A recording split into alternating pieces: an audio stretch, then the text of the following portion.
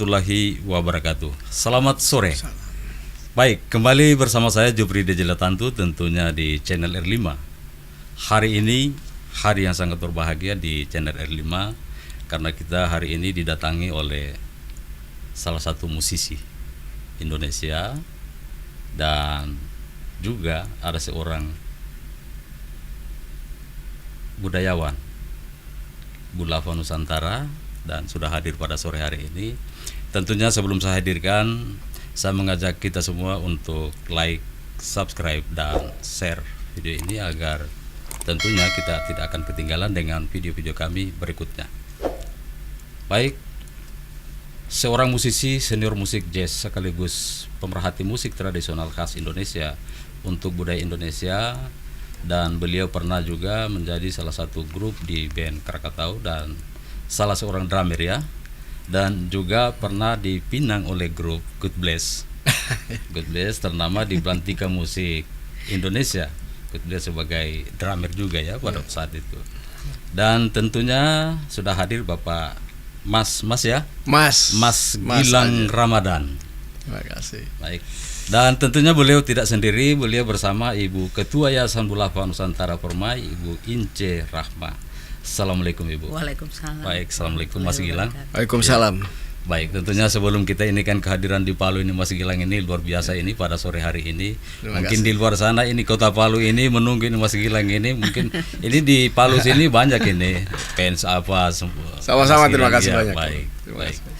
Baik, makasih atas kehadirannya Mas Gilang. Tentunya kita sore hari ini channel R5 warga Kota Palu dan Sulawesi Tengah utamanya ya, kedatangan seorang musisi di tentang budaya yang ada di Indonesia dan tentunya dengan Ibu Ince Rahma. Baik, yang pertama Bu, ini dari budaya ya, Bulafa Nusantara. Ini maksud kedatangan ini mendatangkan sosok artis ini dari jauh-jauh dari sana ini seperti apa nanti di Sulawesi Tengah ya? Iya. Iya, didatangkan. Saya Mungkin punya terima kasih banyak ya.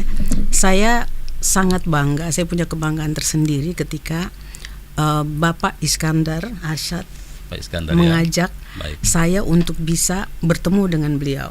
Sebab ya selama ini saya cuma dengar-dengar saja Mas Gilang pernah di God Bless, Mas Gilang Iya. ahli drum, terus Di kemudian Band Kotak apa. juga pernah Dan ya. yang Iya. paling tertarik sekali adalah beliau sudah berpikir tentang tradisi. Instrumen tradisi. Iya. Sebab apa?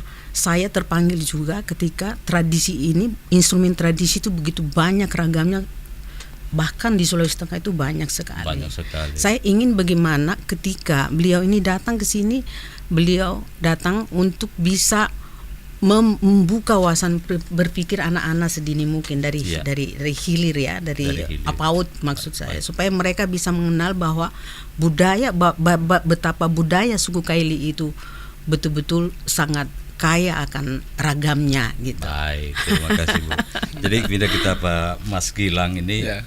kedatangan di Palu, bagaimana ini perasaannya Mas Gilang ini? Ya, pertama-tama ya terus terang saya berterima kasih banyak kembali untuk saya kembali ke Palu ini. ya. Dan mungkin yang pertama kali berapa belas tahun yang lalu saya ke sini. Namun saya setiap ke Palu tuh memang saya pasti mendapatkan sesuatu hal yang pelajaran yang baru untuk saya pribadi pun melihat kebudayaan kesenian yang ada di Palu ini. Karena kita itu kan kebudayaannya sangat luas sekali di Indonesia ya. Cuman saya kadang-kadang suka perkataannya pakai guyon, pakai katanya. Guyon ya, katanya. Iya, iya. Katanya. Siap. Dan saya juga karena saya musisi, sekarang ini memang saya juga sedang mencoba untuk mempertahankan musik tradisional yang sebegitu banyaknya di seluruh Nusantara. Tapi perkataan mempertahankan itu kan boleh dibilang sudah kuno lah ya. Ya semua juga mempertahankan. Ya, dan karena kita itu kan sudah juga punya Undang-Undang Nomor 5 Tahun 2017 ya, dipertajam untuk wajib mempertahankan kebudayaan. Nah, salah satunya memang kebudayaan kesenian kita yaitu musik tradisional. Ternyata saya mencoba lebih mendalami untuk bagaimana caranya untuk musik tradisional ini yang sebegitu banyaknya kita pertahankan bersama. Namun mungkin ada suatu hal yang kita sekarang sedang menyikapinya adalah supaya masuk ke dunia modern management, Mas. Modern management, ya. Itu saya mengutarakan modern management itu, perkataan modern management itu aja. Iya. Jadi kayak sesuatu hal yang kayaknya wah apa nih canggih gitu. Semacam kolaborasi ya, atau seperti itu ya? Ya bagaimana? sebenarnya kan kalau biasanya kalau musik tradisional kebanyakan masih istilahnya ditampilkan di karpet merah gitu. Karpet merah, ya. Ya tampil, ada pejabat mau pidato, ada apa atau ya memang awalnya memang musik tradisi ini bukan semata-mata dulu itu untuk sebuah suguhan menjadi entertainment sebetulnya, bukan, tapi ada makna yang jauh lebih dalam, yaitu spiritual apa dan lain-lain. Dan dulu itu manusia Indonesia itu menurut saya sangat kreatif. Nah, entah bagaimana sekarang kita menjadi manusia yang bayar. Nah, hubungannya ke situ tuh. Jadi ya kita sementara sebenarnya orang Indonesia itu manusia yang seutuhnya itu adalah manusia yang mempunyai kreativitas yang sangat tinggi sekali gitu. Nah, jadi saya ikut serta ya harus saya sebagai orang Indonesia ya mencoba untuk mempertahankan kebudayaan kita, nenek moyang kita yang dulunya menciptakan kesenian, menciptakan banyak hal yang kita harus menjaga itu. Bukan hanya pemerintah istilahnya. Jadi kita harus di diri kita, saya orang Indonesia. Nah gitu. Kalau ditanya saya orang Indonesia, maksud kamu apa? Orang Indonesia itu kamu apa? Gitu kan begitu.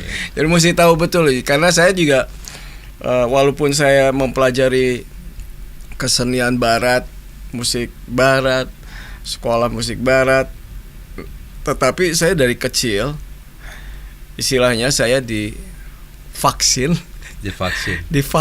sedini mungkin tiasa nyarios Sunda. Jadi saya bisa bahasa Sunda. Walaupun saya tinggal lama di Eropa, saya tinggal lama di Amerika, tetap saya bisa berbahasa Sunda. Bahkan sekarang mungkin kalau anak-anak kecil atau anak-anak yang gaul, gengsi kalau berbahasa daerah. Banyak seperti itu sangat penting sekali karena kita mempunyai banyak sekali bahasa daerah gitu yang harus dijaga.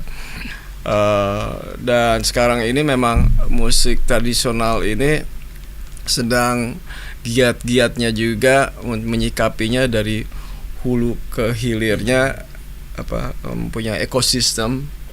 Harus yang memang bekerja samanya seperti pentahelix lah. Beragam kementeriannya harus membantu karena kementeriannya bukan hanya Kementerian Kebudayaan dan Parekraf, tapi Kementerian Luar Negeri, Kementerian Kehutanan, Peternakan, yang akhirnya ada Kementerian Bela Negara mungkin. Kurang lebih ada, kalau musik saja itu saya perhitungkan harus berkesinambungan dengan ada 12 kementerian, kurang lebih seperti itu. Nah, ini baru musik. Belum tari, belum masuk ke makanan, belum masuk ke mana gitu, Pak.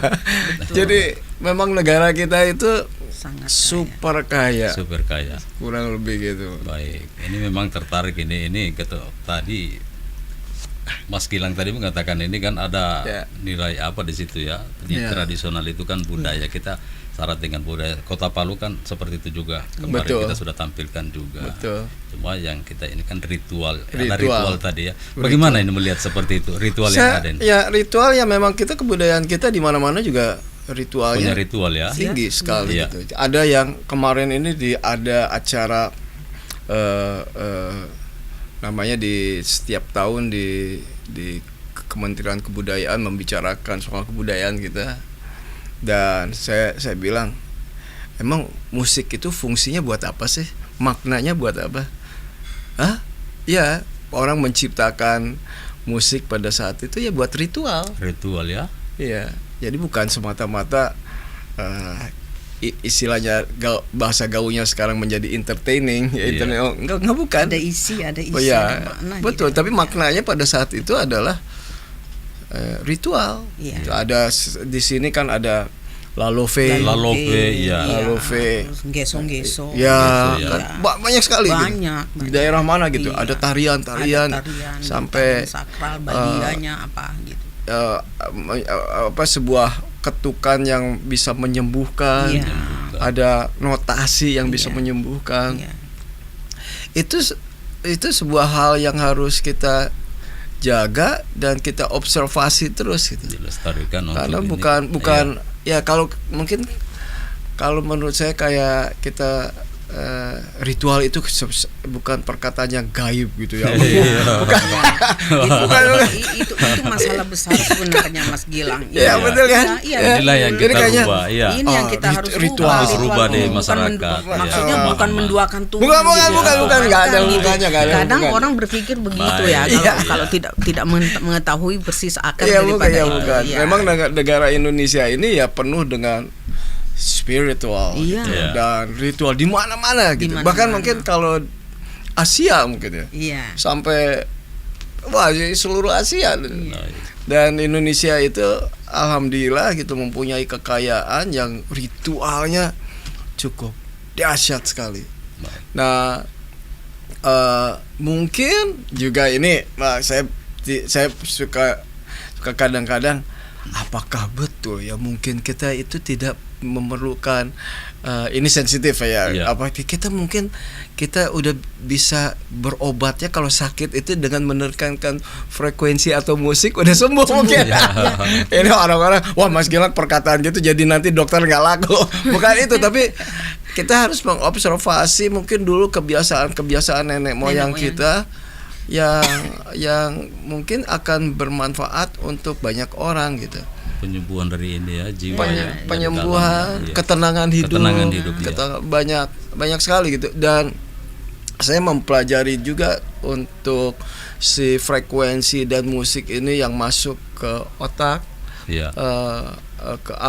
Saya suka diskusi juga dengan ahli neurolog. Ada frekuensi yang masuk yang mungkin harus kita bina atau kita vaksin, istilahnya vaksin itu sedini mungkin kepada anak-anak PAUD mungkin sekarang. Ditanamkan kita tanamkan. Yang kita juga mungkin kita juga masih mencari bagaimana ya caranya untuk supaya menciptakan manusia atau anak Indonesia yang seutuhnya. Menarik ini Mas Gilang ini.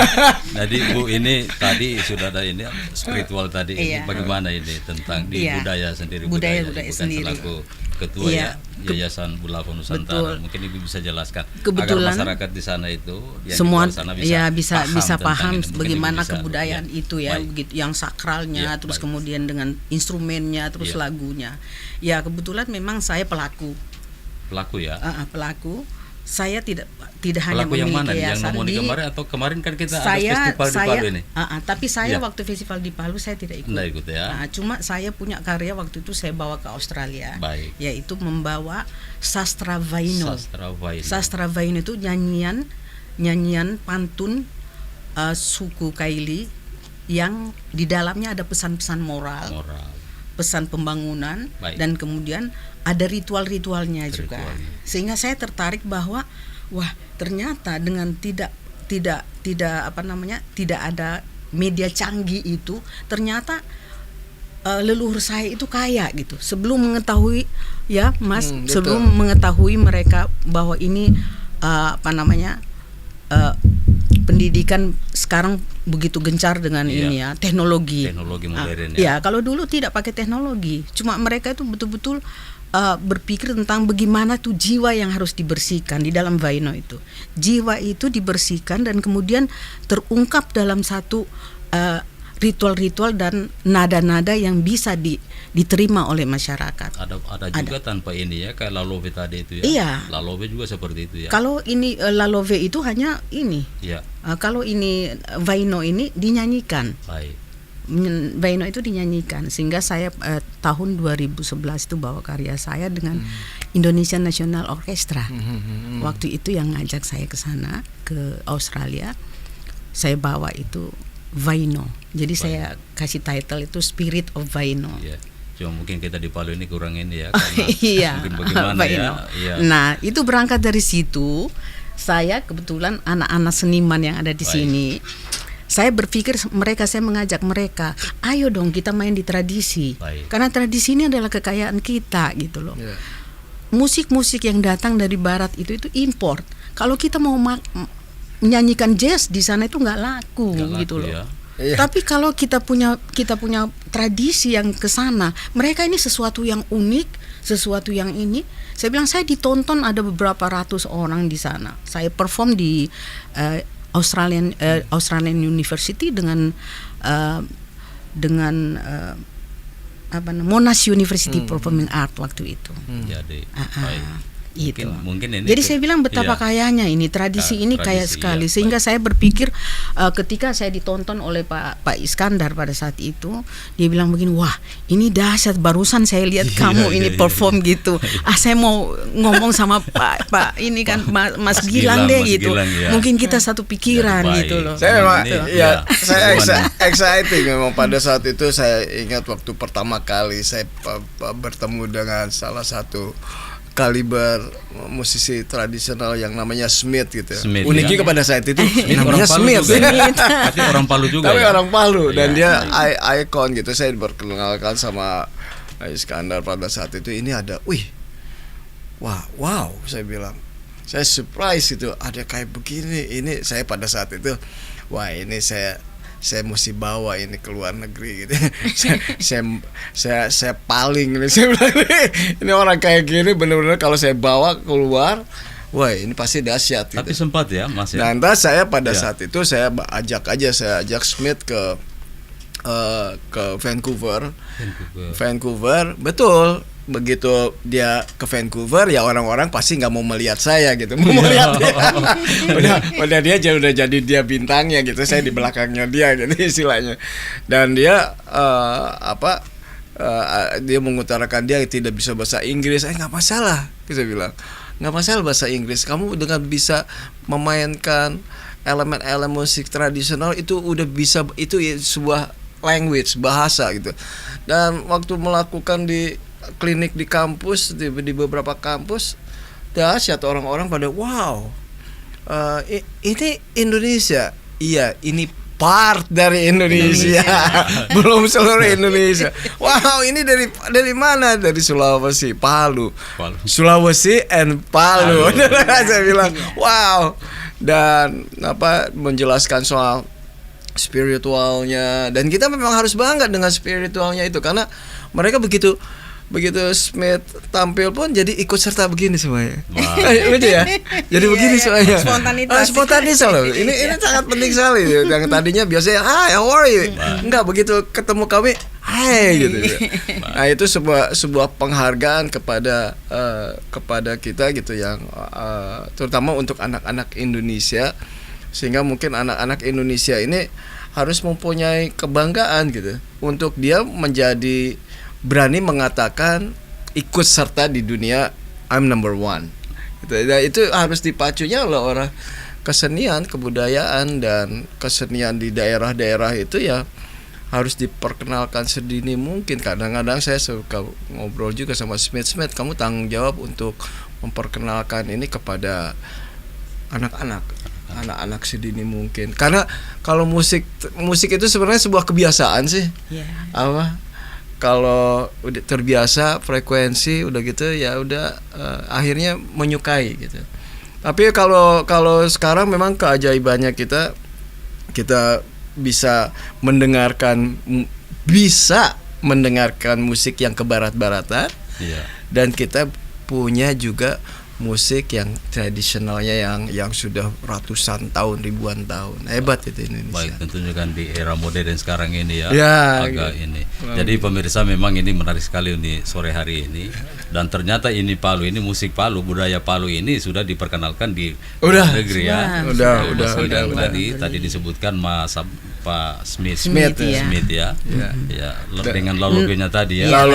Namanya ke barat-baratan tapi orangnya tradisi. Smith orang Palu ya. Baik, mungkin Smith di sana ini bisa melihat kita ini. Baik Pak Smith ya. Baik, seperti itu. Jadi Mas Gilang, ini kan Palu syarat dengan budaya. Terus mungkin ada harapan Mas Gilang ke depan seperti apa? Kemarin kan kita sudah laksanakan juga itu, termasuk budaya kemarin ya. Kita pesta pesona Palu Nomoni kemarin. Cuma memang kita diperhadapkan dengan satu bencana kejadian kemarin. Jadi kira-kira bagaimana menurut Mas Gilang ini? Kalau saya sih mungkin nomor satu adalah pendidikan dulu, pendidikan lagi mungkin ke sekolah, ke PAUD lagi, balik lagi ke situ. Dan untuk sustainability kesenian kita, kebudayaan kita ya harus punya tanggung jawab bersama gitu. Jadi hanya jangan kita kan suka menyikapinya pemerintah loh. Ya enggak, kita semua harus mempunyai effort, mempunyai kesadaran nenek moyang kita siapa, orang tua kita siapa. Nah, disitulah bisa menjadi sustainable kesenian kebudayaan yang harus kita jaga bersama. Saya rasa memang dari ajang acara festival mungkin tidak selalu harus menunggu acara festival yang besar tiap tahun. Bukan begitu.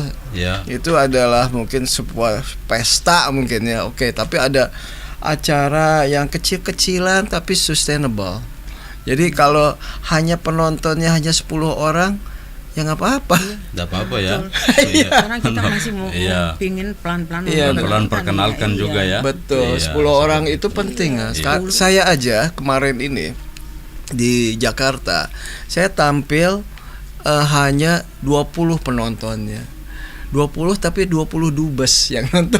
20 di ruangan. Dubes kalau luar biasa. 20 dubes menonton. Karena mereka banyak pejabat-pejabat dubes luar negeri yang tidak mempunyai waktu untuk keliling-keliling Indonesia. Itu nggak mungkin. Mungkin kita harus melakukan juga, mungkin lah kalau sana harus melakukan di Jakarta, mungkin Kota Palu kita bikin nanti spesial hanya mengundang dubes-dubes saja, perkenalkan karena mereka menunggu gitu. Sekarang sedang saya aktifkan di Jakarta gitu. Memang yang mungkin dubes ini mungkin dia hanya taunya Bali aja, Bali lagi. Bali kan syarat dengan budaya nggak salah karena saya nggak tahu gitu di mana kota ini, di mana daerah ini, di mana. Ya kita mesti aktif gitu. Bagaimana caranya untuk supaya jemput bola. Baik. Ya kalau sekarang mungkin nanti akhirnya mereka datang. Jadi ada sebelum kita mempresentasikan keluar, yang di dalam aktif terus, mulai dari anak-anak di RT atau di rumahnya bisa juga. Di rumahnya. Mungkin perkumpulan pertemuan. Keluarga aja dulu. Keluarganya biar bisa menolak. Keluarga turun temurun. Ayo kita hari Minggu bikin satu pesta yang besar. Enggak begitu. Biar Nanti mereka akan menjadi efek dominonya akan besar sekali. Akan tercipta untuk ke sana. Baik, kembali ke Ibu Ketua selaku Ketua Yayasan Bulapan Nusantara. Tentunya kita melihat ini apa penjelasan dari Mas Gilang tadi ini, mungkin bagaimana nanti ke depan ini harapannya ini? Seperti apa? Ada harapan kita untuk ketika Mas Gilang datang kita bisa bekerja sama dengan kekayaan kita yang ada di sini itu pertama. Ada juga satu kemarin kami sudah sounding ke Bupati Sigi, Bupati Sigi Pak Iwan, saya berdua dengan Pak Iskandar untuk Mas Gilang mau buat satu eco village ya. Eco village itu kenapa sampai saya tertuju ke Sigi? Sigi itu masih banyak hutan-hutan atau tempat-tempat wisata yang masih perawan. yang belum terkontaminasi dengan ini, dengan peradaban-peradaban yang di luar. Itu. Dan kalau saya Pak Iskandar bilang bagaimana kalau Kota Palu? Kota Palu ini sangat heterogen gitu. Jadi saya terus langsung pergi ke Bupati kemarin membicarakan, beliau respon sekali itu. Bahkan nanti setelah ini beliau diundang, Pak Mas Gilang diundang Bupati ke Sigi dan kemudian kita hunting beberapa tempat-tempat untuk itu. Saya berpikir dengan adanya ini semua kita bisa kebudayaan kita khususnya suku Kaili yang ada beberapa etnis 30 sub etnis yang ada di dalam itu bisa tercover melalui promosi daripada eco village dan kemudian berangkat dari musik-musik tradisinya tadi gitu. Kalau di Palu sendiri bagaimana? Kalau di Palu sih, kalau saya bukan mengecilkan pemerintah ataupun apa ya. Nah, seperti kemarin Pak Hidayat ya. Pak Hidayat itu melakukan Pak Hidayat yang mantan wali kota. Waktu itu Palu Nomoni kan. Nah, Palu Nomoni itu etnik sudah digelar waktu itu. Tetapi ada berpikir seperti tadi bahwa ritual ataupun itu sangat menuhankan gitu loh. Jangan kita lakukan. Padahal sebenarnya kalau kita kesampingkan dulu itu, jangan dicombine dengan agama. Bahwa ini kan kekayaan leluhur kita, dipisahkan. Budaya kita yang kita angkat, kita lihat budayanya, tapi bukan berarti dengan ini ritual-ritual itu kita sudah menganut itu dan kemudian menyembah itu tidak. Tapi kalau saya berpikir tentang bagaimana budaya itu saya angkat. Karena di sana waktu masih agama animisme, di sana itu sudah pesan-pesan ketuhanan yang ada di dalam. Punya nilai gitu. Jadi saya berpikir kenapa tidak ya anak generasi dari PAUD sedini mungkin harus mengenal bahwa ini kekayaan leluhur kita. Nah, saya minta mungkin akan datang pemerintah kita yang akan datang. Ini sudah ada pergantian. Ya, mungkin 100% lah berpikir tentang ini. Bahwa budaya ini adalah kekayaan kita. Itu kekayaan kita. Kita tidak usah berpikir tentang teknologi yang besar-besar seperti Mas Gilang bilang. Dari kecil-kecil bisa mendunia gitu. Ini kan dari budaya kan adat semua ini kan punya aturan. Betul. Aturan dari situ juga dari budaya dari memang adat itu seperti itu ya. Ya kalau seandainya saya bukan mau mengangkat kebudayaan Bali ya. Kalau memang di Bali memang kuat gitu, mereka mempertahankannya budayanya yang mereka suguhkan gitu. Begitu mendarat mereka udah menyuguhkan kebudayaannya mereka gitu, dan mereka hampir sembahyangnya setiap saat gitu. Jadi sembahyang dengan budayanya sinergi, jalan seiring. Nah, ini memang saya melihatnya, saya ke keliling-keliling Indonesia, tolong ini daerah ini kalian jangan kayak Bali, jangan ini masing-masing mempunyai teritorial kebudayaannya sendiri gitu. Betul. Dan itulah kekayaan Indonesia. Ekspektasi saya seperti itu. Jadi kita begitu saya ke Palu, saya kemana, saya merasakan begitu lain Palu. Gitu. Saya merasakan welcome-nya tuh betul-betul terasa gitu. Jadi kalau saya ke Jawa Barat gitu, saya juga menginginkannya untuk supaya rumah damang. Jadi terasa gitu. Kalau Palu Birimba Kareba, Nuapa Kareba. Gitu. Dan saya kalau saya mempelajari juga dunia untuk bagaimana mendatangkan turis gitu ya. Ya mungkin harusnya ada 5 aspek gitu yang memang kita harus jaga, yaitu mulai dari 1 ini, 2, 3, 4, 5. Kalau ini mungkin musik gitu ya. Oh, ini pemandangan gitu. Pemandangan juga mengenai kebersihan juga gitu. Terus mengenai ini kalau di Bali sesuatu hal yang teringat, kalau di sana mungkin dupa langsung begitu. Masuk ke Bali langsung kemenyan ritual kalau itu di sini sesajinya banyak. Kalau di sini makanan. Nah, ini yang paling pentingnya lagi adalah ini. Hati. Spiritual. Yang memang orang tuh welcome. Dan memang tidak bisa dikesampingkan yang namanya seperti ini kan, begitu Pak. Ya memang di mana-mana di seluruh Indonesia gitu. Apa ritual spiritual, memang negara ini memang negara yang ritual spiritual. Dari boleh bilang dari Sabang sampai Merauke. Apalagi di wilayah Kalimantan juga seperti itu, syarat dengan itu. Oh, semuanya hampir semua daerah maksudnya. Ya. Semua hampir semua daerah. Justru saya takutnya kalau hilang. Iya ya. Itu yang saya takutin nanti punah nanti. Wah, jelas kalau saya takutnya takut si anak-anak ini, terutama anak-anak. Kalau udah hilang, bingung mereka, hilang jati diri. Iya. Kalau udah hilang jati diri, mereka yang modern saja mereka tahu. Bingung. Yang modern itu pun nggak tahu maksudnya modern gimana nih.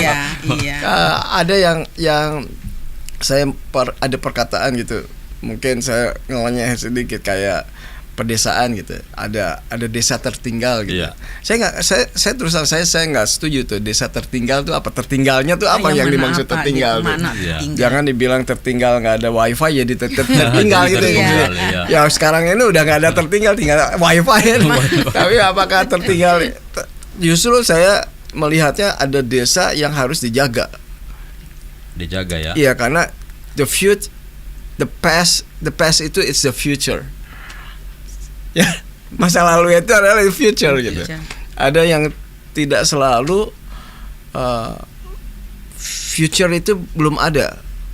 Jadi kalau seandainya saya mempelajari kayak di candi-candi yang saya pelajari, canggih dulu teknologi. Iya. Apa kecanggihan mereka, bagaimana ngebangun ini, bagaimana itu canggih itu. Dan ada sebuah perhitungan yang kita belum pelajari kembali, bagaimana menciptakan notasi. Dari mana mendapatkan notasi itu?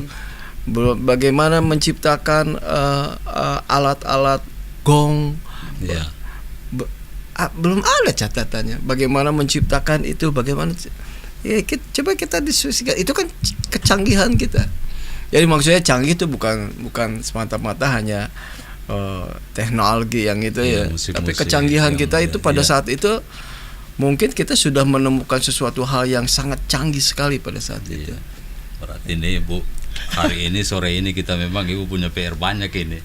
Dari PR banyak nanti ke depan. Saya malah semangat. Iya, semangat. Saya harus semangat karena ini berbicara tentang saya punya daerah gitu. Saya semangat.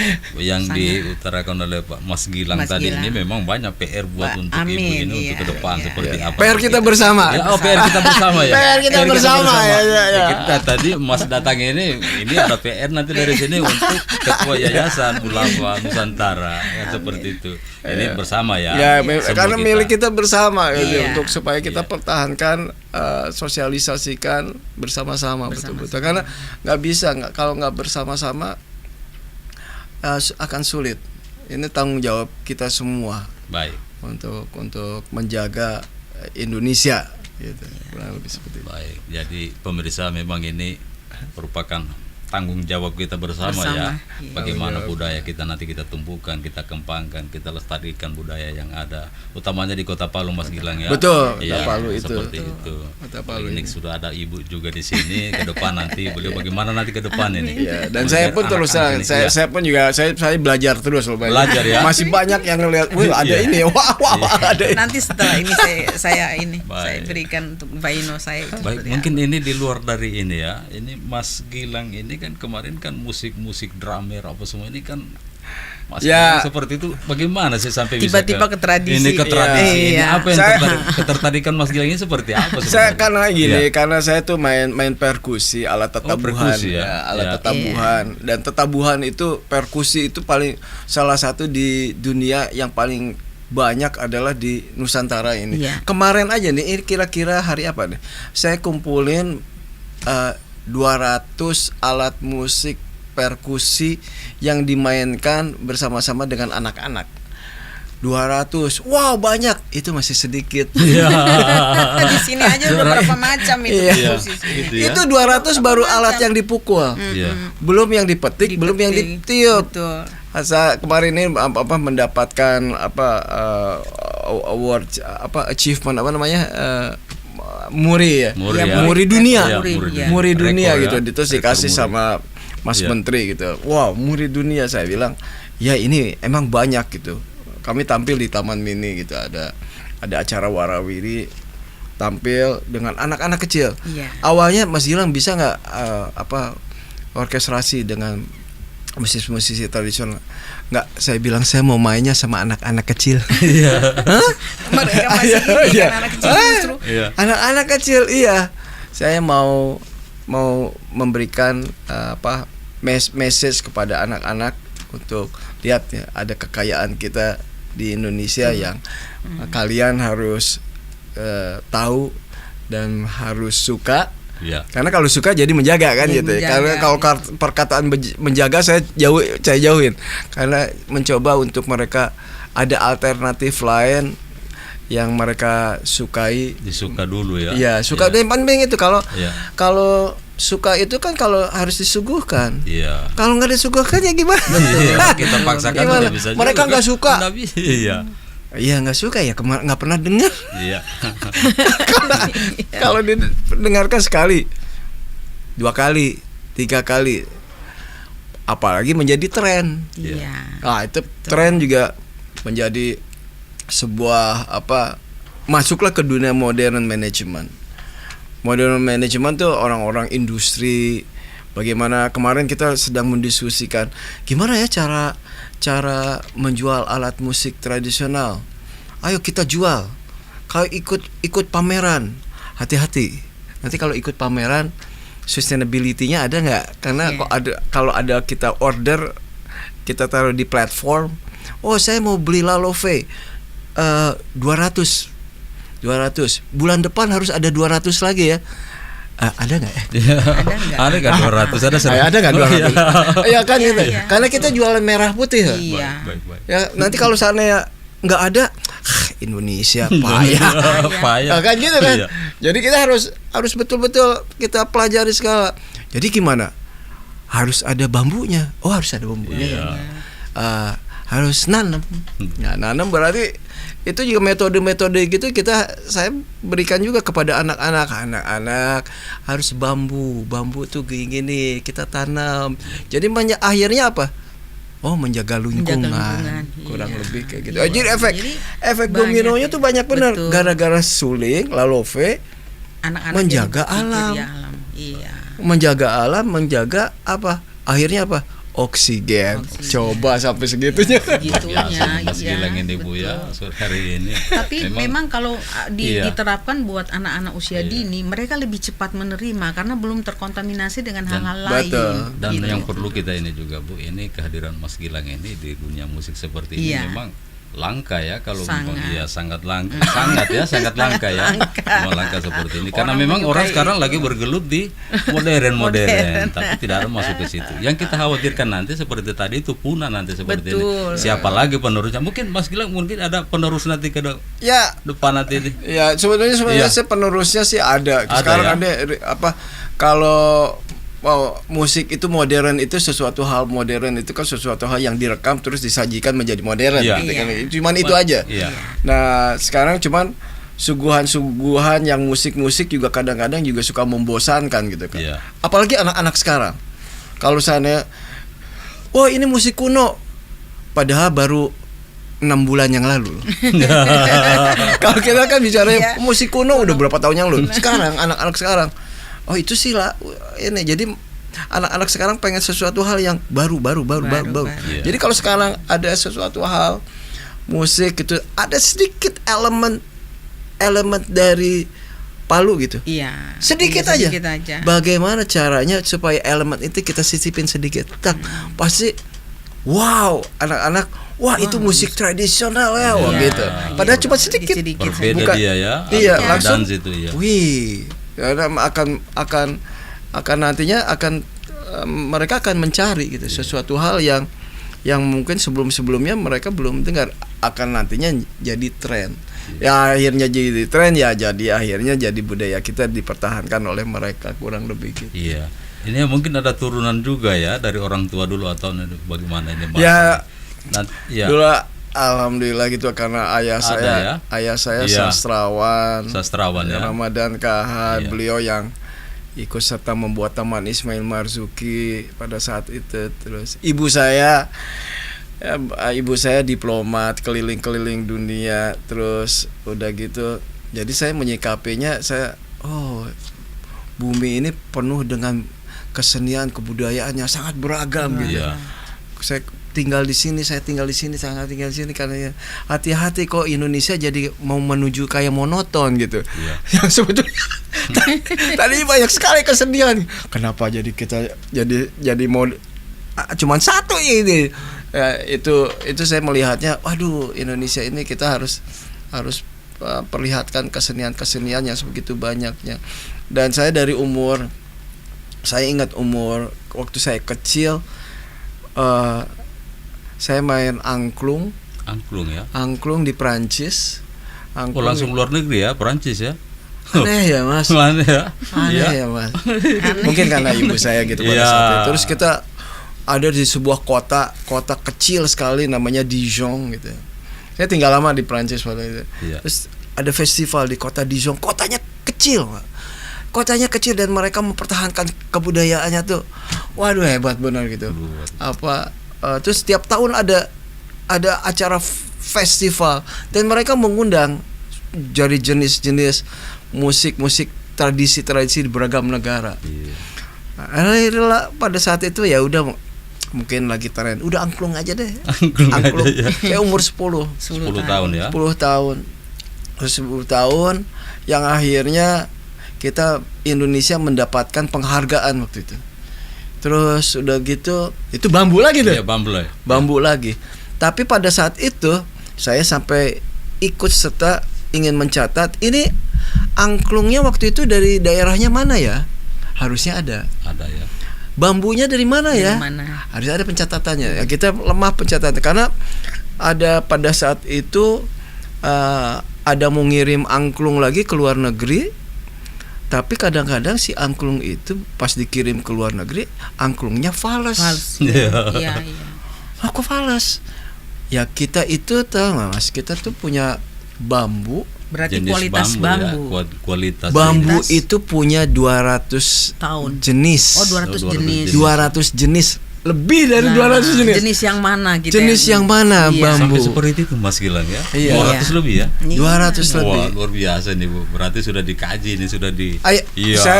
Saya belajar dari orang-orang yang ahli. Beliau yang ahli. Jadi saya kadang-kadang saya ngambil ilmu. Jadi saya penasehat saya macam-macam gitu.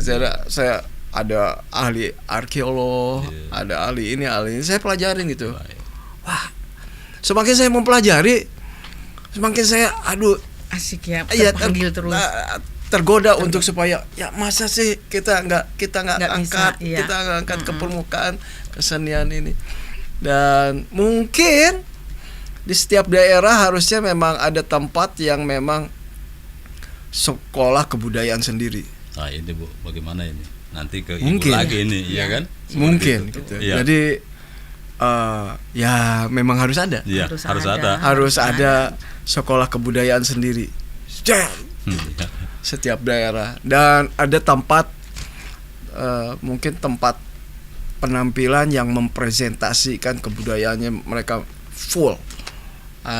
Saya lagi menggiatkan juga dari semua daerah. Cita-cita saya pengennya seperti itu. Insya Allah. Palu bisa. Salah Allah, satunya. Dan karena saya melihat keseniannya banyak benar. Iya, banyak. Banyak benar. Makanya ini kekhawatiran kita, nanti kita khawatir berhentinya sampai di Mas Gilang aja. Makanya sebelum tadi ini mungkin generasi berikutnya mungkin sudah ada dipersiapkan juga. Iya, harus mempersiapkan generasi yang itu dari istilahnya dari hulu ke hilir. Iya. Dan ada lagi. Ada yang manajemen hulu. Iya. Kalau bisa ada seperti nge-manage hilir. Oh gitu. Nah, biasanya Pak, kalau hulu itu nggak seksi. Ya kan? Iya. Yang seksinya selalu yang hilir. Hilirnya, sekarang memang kita harus kelemahannya betul. Nah, ini orang-orang yang gimana caranya nge-manage hulu. Jadi sebenarnya hulu itu udah bisa dijual. Betul. Bukan menjadi hilir, tapi hulu ini udah bisa dipresentasikan. Orang istilahnya, orang diam gini aja udah bisa. Tuh lihat, udah bagus ya. Istilahnya begitu. Orang lagi pakai baju gitu aja udah, udah bisa dipertonton. Istilahnya apapun bisa dijual. Kalau umpamanya nyari uang ya. Apa aja kita bisa di manage well. Kelemahannya adalah manajemen juga. Manajemen hulu. Jadi sering saya diskusi di Kementerian Kebudayaan, kayaknya istilahnya mungkin manajemen tuh bukan yang ngehilir aja. Ini gimana ini manajemen yang hulu? Manajemen hulu tuh itu gimana untuk sustainable bambu harus ditanam terus kan. Sampai sekarang saya sudah menyikapi juga, lagi mempersediakan di daerah di Jawa Barat 14 hektar untuk laboratorium bambu ya, khusus bambu ya, khusus bambu dengan berbagai macam. Cuman kan kalau laboratorium itu nggak seksi ya, istilahnya. Nanti yang kasih nama nanti seperti mungkin apa? bahasa kita di sini bahasa ya. Itu loh ujung-ujungnya nggak ada uangnya. Kayak gitu ya. Selalu disangkut pautkan. Sebetulnya kalau mau berbisnis harus ada itu dulu. Betul. Baru kita persiapkan.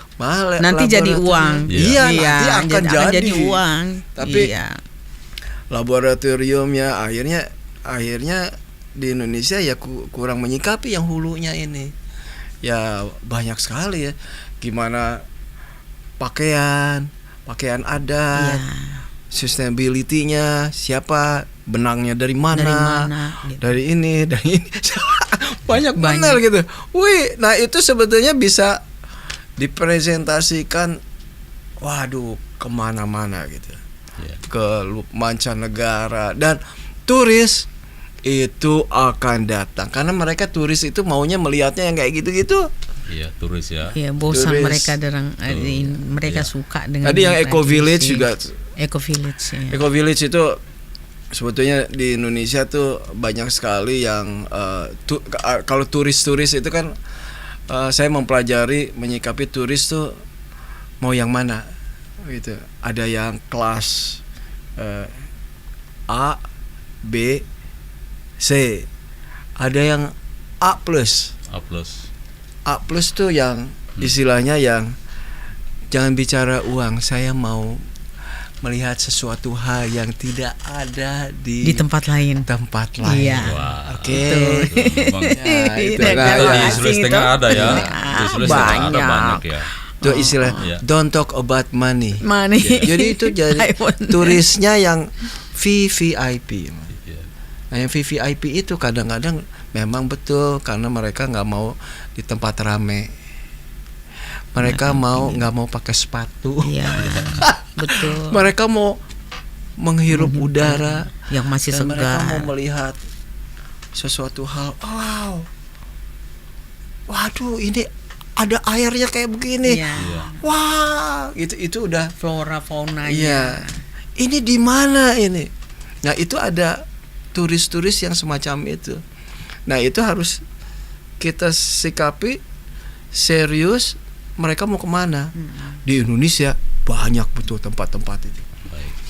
Di sini di Sulawesi, di Palu, saya tahu ada tempat-tempatnya. Bisa ada bocoran? Waduh, saya ke daerah kemana gitu. Wih, ini daerahnya, waduh, airnya. Bagian Sigi ya. Bagian Sigi di Palu, Ubentumbu ada ya. Kalau untuk Palu. Sempat ke Ubentumbu ya. Nah, dan dananya pun harus dipertahankan. Kalau saya itu kalau ke Eco Village harus semuanya natural. Dan danannya, makanan, cara masak suku tradisinya, cara mereka kegiatan jangan dulu dicampuri hal-hal yang ini. Kita butuh keaslian di situ ya. Itu untuk yang turis yang VVIP. VVIP itu dari beragam negara, istilahnya ya kalau bahasanya di sini konglomeratnya. Ya itu mereka mau melihat sesuatu hal yang nggak ada di negaranya.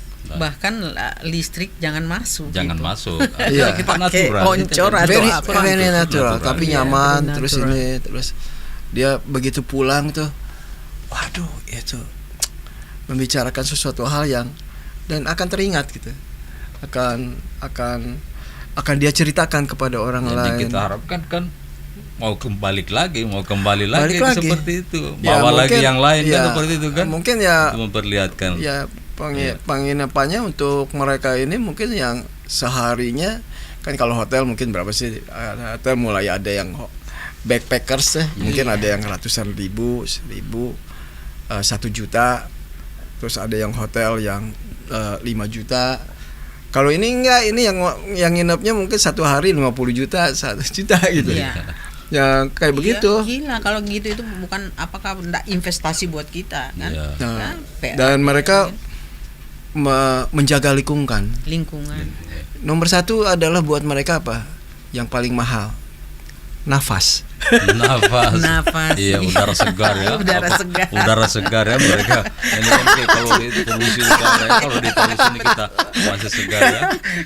Kan mungkin Mas Gilang kan turun di Palu tadi ini. Iya, kalau seandainya iya, ada turis yang di VIP terus kita hanya main lalove aja sih. iya. Tapi udah dibayarnya $1,000. Iya. Baik. Kurang lebih kayak gitu. Baik, luar biasa ini perbincangan sore hari ini Mas Gilang, kedatangan Mas Gilang di sini tempat kami di Channel R5. Tentunya ini memang menarik sekali untuk sore hari ini, apalagi Ibu juga di sini. Tentunya sudah ada bagaimana nanti ke depan untuk budaya yang ada di Sulawesi Tengah tentunya. Jadi yang terakhir Mas Gilang, mungkin ada harapan untuk Kota Palu ini. Ya. Kota Palu atau Sulawesi Tengah ya, khususnya Kota Palu, iya. Ya, harapan saya sih sebenarnya kita balik lagi, mungkin kita jagalah kebudayaan kita bersama untuk supaya terutama untuk anak-anak mempunyai jati diri mereka. Baik. Dan saya rasa tidak terlalu sulit. Kita harus memberikan kesadaran pada diri kita sendiri aja dulu. Sebagai orang tua yang punya anak, perkenalkanlah kebudayaan itu kepada anaknya sendiri. Itu aja. Baik, terima kasih Mas Gilang. Tentunya Ibu juga sama harapan juga tadi ya, dengan Mas Gilang seperti itu nanti ke depan generasi penerusnya kita seperti apa nanti. Kita berharap nanti ke depan jangan sampai putus di tengah jalan, artinya anak-anak kita nanti, generasi kita tidak tahu lagi tentang ini. Hal yang makanya kita harus budayakan, harus dibudayakan dari PAUD ya, seperti itu nanti mungkin harapan Mas Gilang dan Ibu. Baik pemirsa, itulah harapan mereka berdua datang di sini untuk Kota Palu dan Sulawesi Tengah pada umumnya. Jadi kita marilah sama-sama kita lestarikan budaya yang ada. Amin. Jangan cuma kita artinya cuma dilihat begitu saja, tapi mari kita sama-sama untuk sama-sama ya, pemerintah semua. Indonesia. Baik, Indonesia. Baik, terima kasih. Itulah kebersamaan saya dengan Mas Gilang dan Ibu Ince Rahma selaku Ketua Yayasan Bulafa Nusantara Indonesia ya. Baik, Permai. Baik, terima kasih. Assalamualaikum warahmatullahi wabarakatuh. Waalaikumsalam.